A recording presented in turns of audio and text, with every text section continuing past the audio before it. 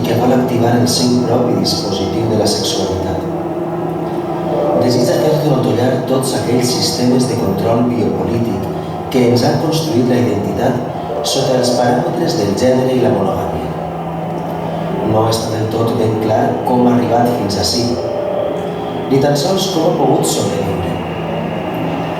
Es tracta de carn potencialment contradictòria i posthumana, un ciborgall ple de dolor i de plaer. La seva performativitat corporal ens anuncia un adveniment. Tanmateix, la seva representació ens impedeix diferenciar fàcilment entre el cos real i la seva ficció. Tal vegada no hi hagi cap original, tal vegada tot siga una falsedat.